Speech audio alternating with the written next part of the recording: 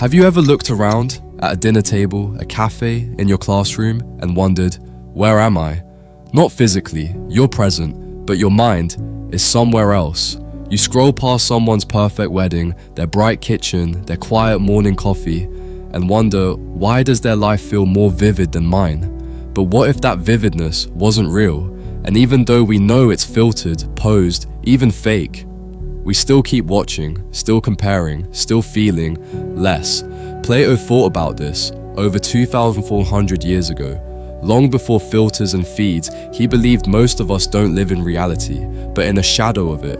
Not because we're fools, but because we never stop to question what we see.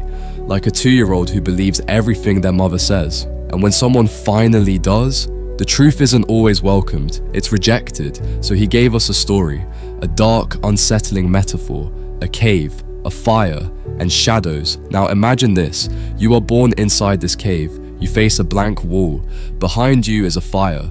Between the fire and you are people holding up puppets, casting flickering shapes onto the stone. These shadows move, speak, dance, and you, having never seen anything else, believe them to be reality. Then one day, you break your chains, you turn, the fire blinds you, you stumble out into the daylight, and it nearly destroys your senses. But then, you see, colors, depth, truth, and you realize what you believed was life was just a dim projection. Why? Because the cave may be a lie, but it's a comfortable one. Plato's allegory isn't ancient history, it's modern reality. Instagram is the new cave, TikTok, YouTube, even the polished lives we present in everyday conversation, they are shadows, not substance. We show what is edited, cropped, saturated, and somehow, even though we know it's curated, our brain treats it as real. It responds, it compares, it doubts. Psychologists call this social comparison, and it's deeply embedded in us. On social media, you don't just scroll, you measure. You had a quiet weekend. They posted a party in Bali. You felt anxious. They shared a post labeled, healed, grateful, at peace. You didn't fail, but it feels like you did. Not because of their intent, but because of your wiring. Your mind doesn't distinguish between truth and presentation. It reacts the same. Neuroscientists call this emotional mirroring. You see joy, even if it's fake, and your brain says, why don't I feel that too? And so you scroll more, hoping for relief, but digging deeper into illusion. Plato warned us, the soul takes the shape of that which it contemplates. So what happens when your soul contemplates shadows, filtered lives, shallow beauty, manufactured outrage? You begin to forget how truth feels.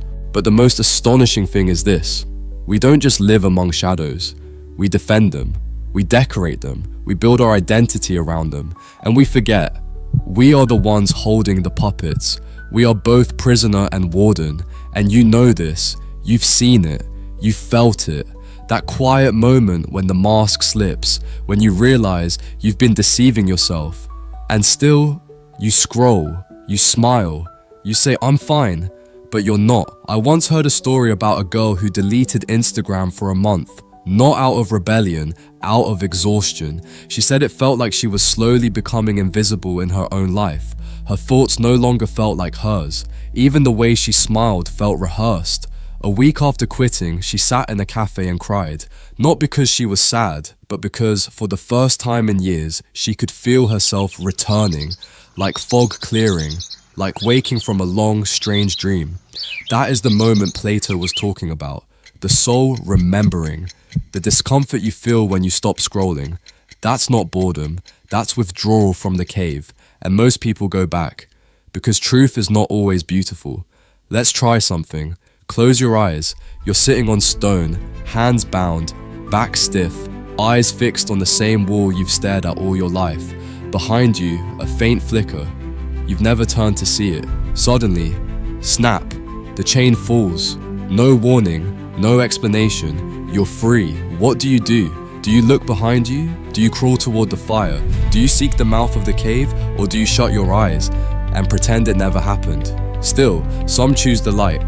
They reclaim their gaze. They remember themselves. And in doing so, they light the way for others.